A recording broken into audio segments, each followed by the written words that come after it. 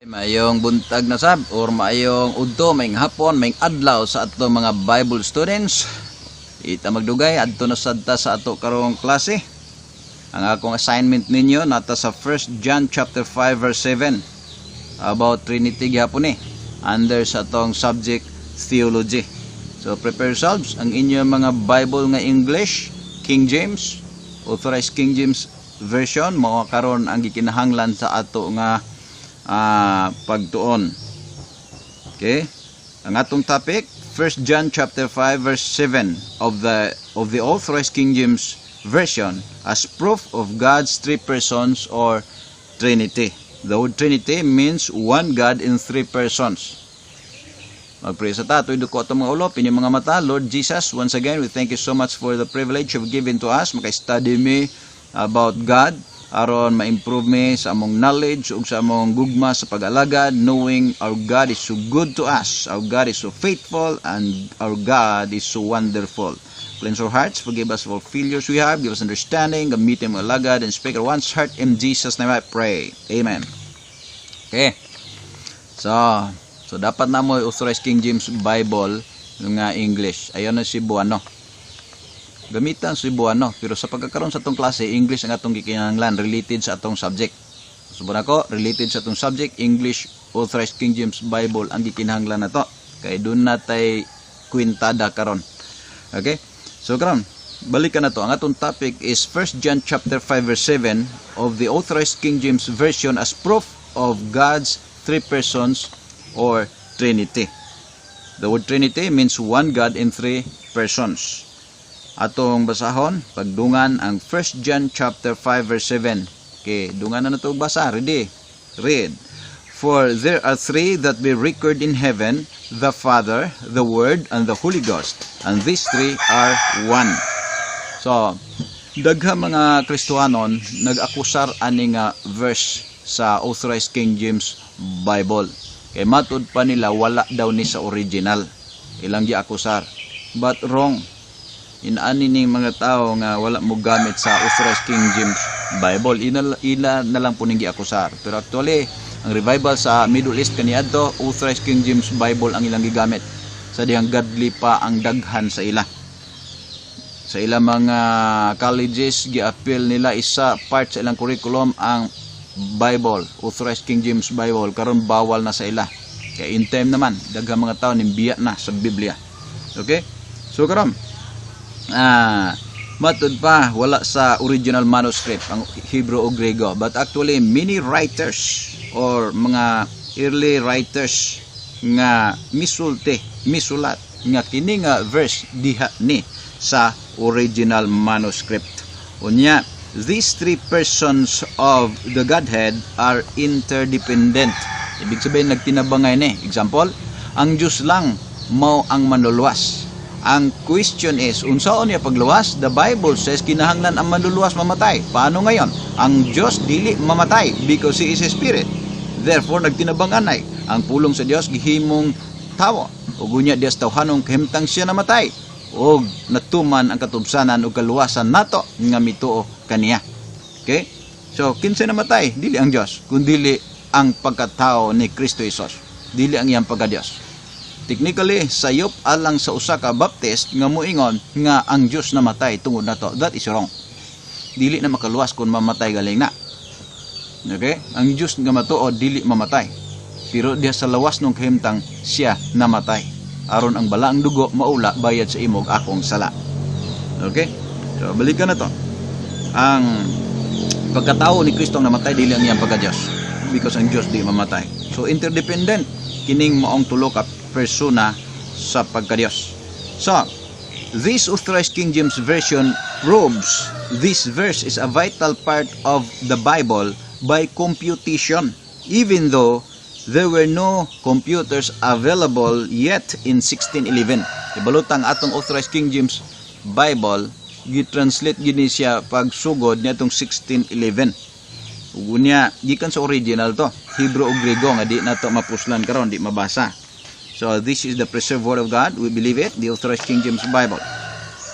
Wala pa'y computer during the time, pero nahimo nila ni because of God's preservation. Okay, one of the titles of Jesus Christ is gitawag siya the Word of God. Sa John chapter 1 verses 1 to 3, the Bible says, in the beginning was the Word, capital letter W.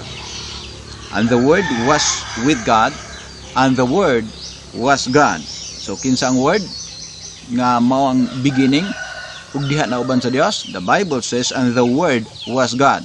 Sa mga corrupt Bible, ang word dinhi is mo letter W na.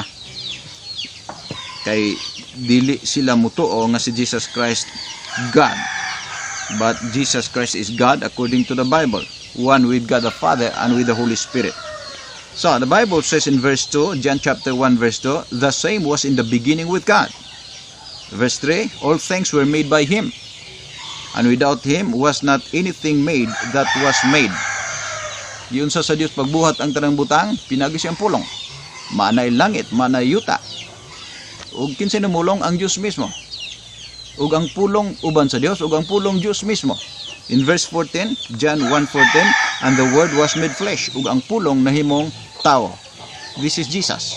The Bible says, and dwelt among us, and we beheld His glory, the glory as of the only begotten of the Father, full of grace and truth. So si Jesus ni, walay lain din ang ibig sabihin, Jesus ni. Kaya nga, pag-ingon ni John, the same writer, 1 John chapter 5 verse 7, mato din for there are three that be recorded in heaven, the Father, capital letter W.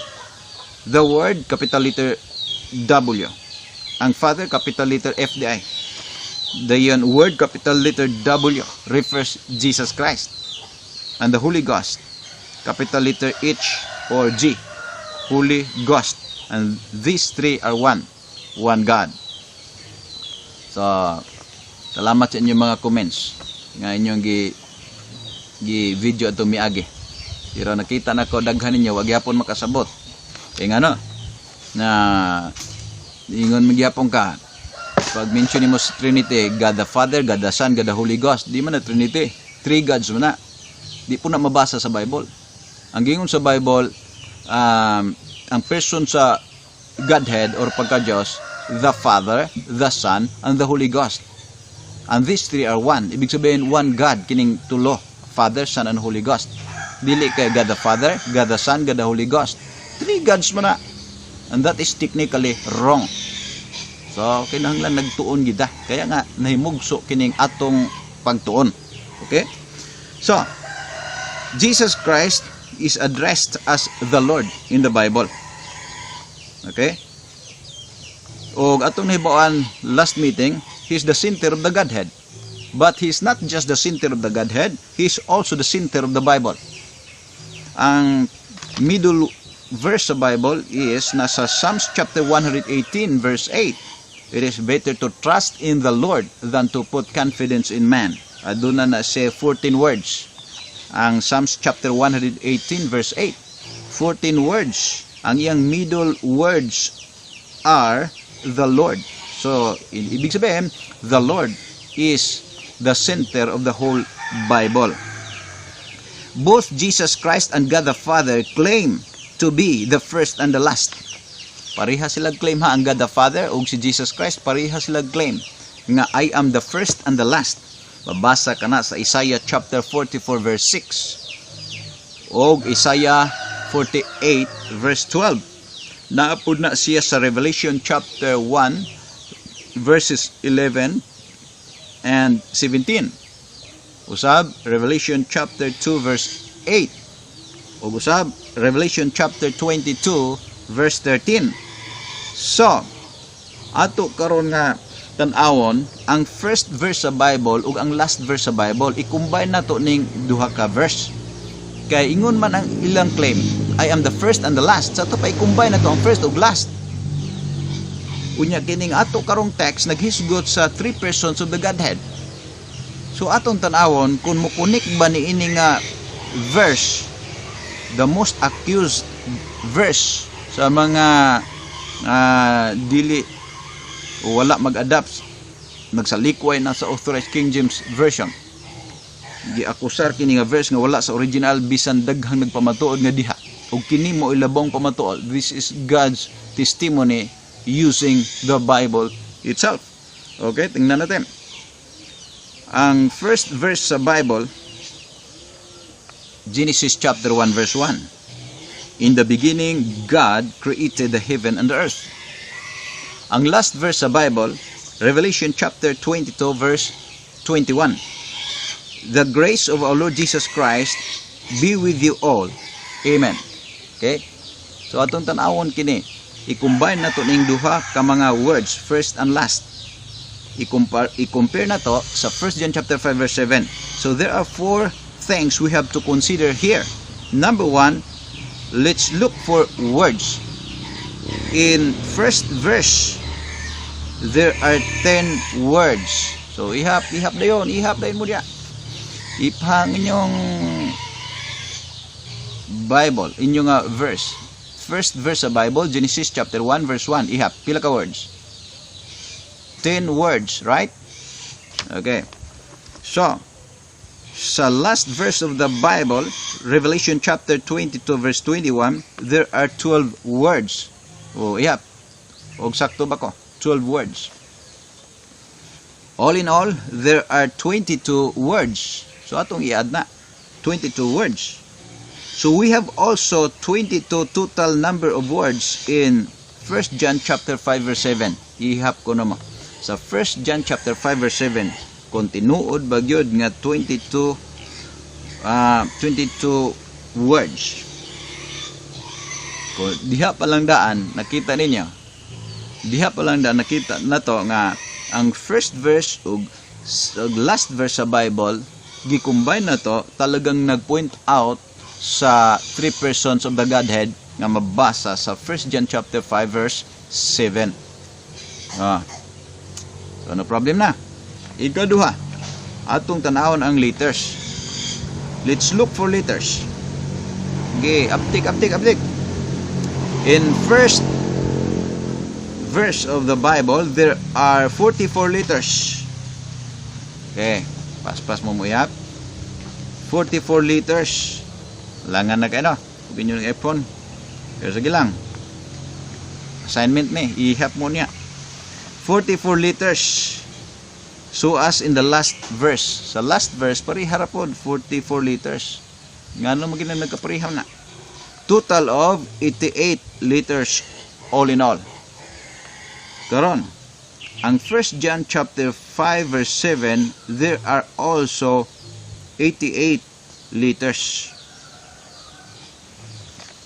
First verse, 44 letters. Last verse, 44 letters. All in all, 88 letters.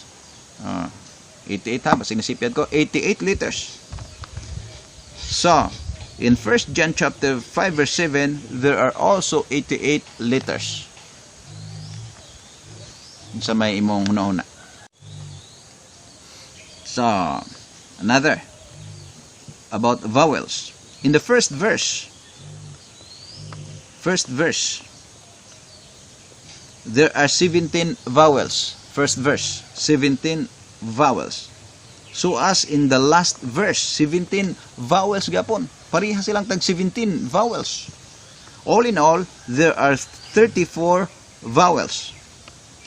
In 1 John chapter 5 verse 7, there are 34 vowels also. So sakto ang gingon sa Dios. So sa pagyan. Last, consonants. In the first verse, there are 27 consonants. So as in the last verse, 27. All in all, 54 consonants. The same total numbers of consonants in 1 John chapter 5 verse 7. Pangutana, is it coincident? The answer is no. In fact, God here proves through it that our authorized King James Bible is reliable. This is the preserved Word of God, according to Psalms chapter 12, verses 6 and 7. Mauni ang preserved Word of God. So, Jesus Christ as one God with the Father and with the Holy Ghost is united with the Holy Scripture, particularly the authorized King James Version. And 1 John chapter 5 verse 7 is the greatest verse for Trinity. Okay, naot nga Wa mo malibog, hinaot nga doon na mo nakita how wonderful our God is.